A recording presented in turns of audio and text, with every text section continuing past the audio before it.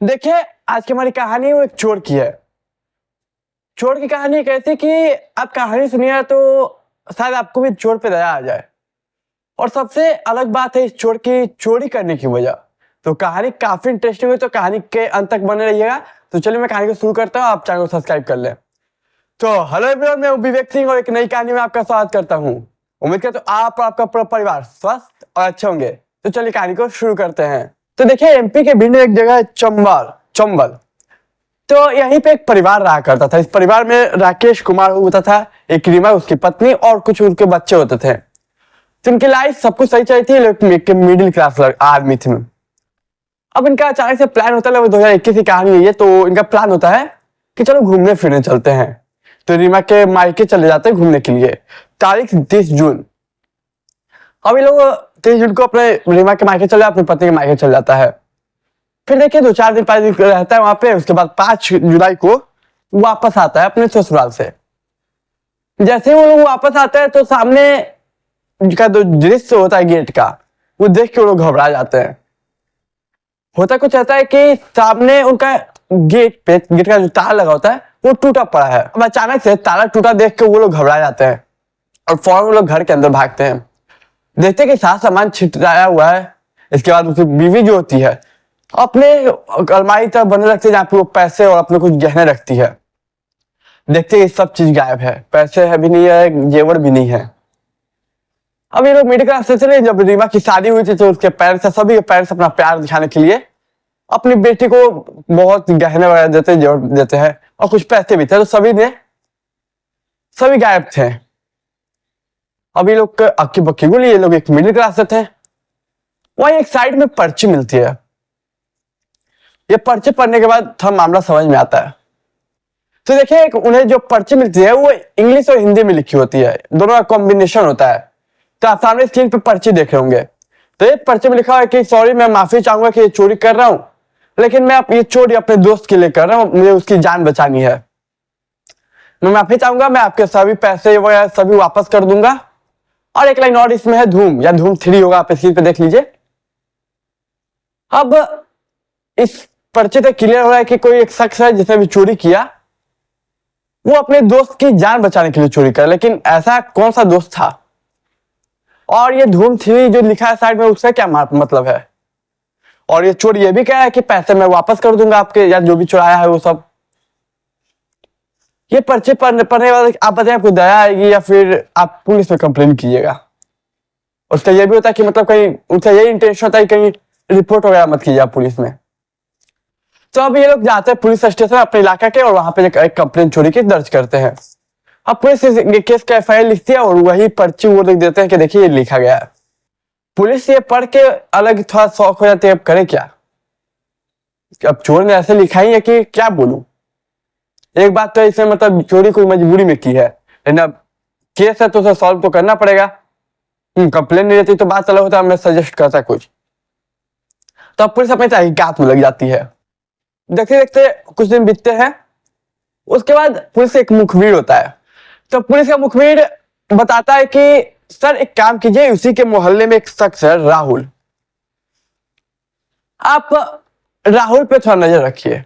और राहुल उसी के मोहल्ले में रहता है। तो पुलिस बोलती है ठीक है। अब इसके बाद पुलिस नजर रखती है और एक दिन पुलिस उसे उठा लेती है, राहुल को। उसके बाद पूछताछ करती है तो था वो अपने तरीके से। तो देखिए वो कोई पेशावर क्रिमिनल था नहीं, एक क्या बोलूं, आप खुद समझ होंगे। तो वो टूट जाता है और इधर पुलिस उससे उसका नाम लिखवाती है और तमाम चीजें लिखवाती है। और देखिए बिना फोरेंसिक रिपोर्ट के, मतलब बिना लैब में भेजे ही राइटिंग को मैच किया जाता है उस लिखे हुए लेटर से। तो ये मैच हो जाता है राइटिंग। तो यही अपराधी है, पता चल जाता है राहुल उसी मोहल्ले में रहने वाला। अब पुलिस पूछती है कि एक बात बताओ, तुमने चोरी क्यों किया? वो पर्दा उठाता है, आखिर तुम्हारे दोस्त का नाम क्या, क्या मजबूरी ऐसी थी वो बताता है। और एक सबसे पहले बात धूम 3 जो भी लेटर पे था, उसका मतलब क्या है जरा बताओगे? तो अब वो पूरा तमाम चीजें बताता है, वो आप सुनिए, तब तक आप चैनल को सब्सक्राइब कर लीजिए। तो बताता है देखिए सर, लगभग ये बात 5 साल पहले की है। 5 साल पहले मेरा एक करीबी जिगरी दोस्त हुआ करता था। तो यही क्या है, मतलब एक फेमस डॉन कहिए, गुंडा कहिए, उसके कुछ कहा सुनी हो गई। तो उसने उसके पैर पे गोली चला दी। 5 साल पहले की कहानी है। तब गोली चला दी तो वो फिर हॉस्पिटल गया, हॉस्पिटल में ठीक होकर आया, तो सारी बातें उसने मुझे बताई। वो बदला लेना चाहता था उससे कि उसने मुझे मार दी, मैं भी मारूंगा, लेकिन अफसोस ले नहीं पाया। लेकिन ये बात जब मेरे दोस्त, जिगरी दोस्त ने मुझे बताई, तो मैंने इसके बारे में काफी सोचा। देखिए, देखते देखते 5 साल गुजर गए। मैं 5 साल चैन से सो नहीं पाया, सिर्फ इसलिए कि मैं अपने दोस्त की मदद नहीं कर पाया, वो अपना फर्ज नहीं निभा पा रहा हूँ दोस्ती का।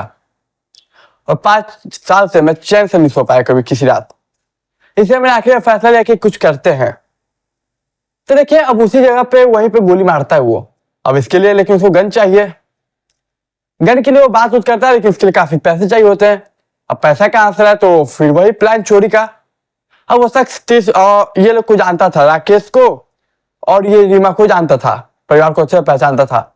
और वो इंतजार कर रहा था कि लोग कब बाहर जाए घर से। तो 30 जून वो तारीख आती है जब वो बाहर जाते हैं। फिर अपना चोरी का काम स्टार्ट करता है। चोरी करता है, उसके बाद उसी घर में बैठ के एक इंग्लिश और हिंदी में लेटर लिखता है कि सॉरी, मैं माफी चाहूंगा, चोरी कर रहा हूं, अपने दोस्त की जान बचाने के लिए दोस्त के लिए चोरी कर रहा हूं, और मैं ये सब पैसा आपको वापस कर दूंगा जल्द ही। और धूम 3 का मतलब वो बताता है कि देखिए, धूम या धूम 3 जो भी था, कि उसमें आमिर खान चोर था, लेकिन वो गरीबों की मदद करता था। तो मैंने इसीलिए धूम या धूम 3 जो भी लिखा उसने, मैंने इसीलिए वो मेंशन किया ताकि वो लोग समझ जाए कि मेरे चोरी करने का जो इंटेंशन है वो गलत नहीं है। इनफैक्ट मैं सच बोलूं तो पैसे होते ही मैं उन्हें डबल पैसे वापस करता। और ये कंप्लेन नहीं करते, मैं सोचा ये कंप्लेन नहीं करेंगे शायद दया आ जाए, तो इनसे कंप्लेन नहीं करते तो मैं उनका डबल पैसा वापस करता, जितना चुराया था उससे ज्यादा वापस कर, डबल। और मैं नकाब में जाता, नकाब पहन के उसके घर में फेंक देता पैसे वगैरह जो भी थे, और वापस कर देता। कुछ हो सकता है थोड़ा समय लगता, लेकिन वापस जरूर करता। और धूम 3 का यही स्टोरी था। आमिर खान के मतलब कि आमिर खान भी चोरी करता था, लेकिन वो गरीबों की मदद करता था। शायद इससे वो समझ जाए कि मेरी मजबूरी रही होगी, और इसने लेटर लिखी।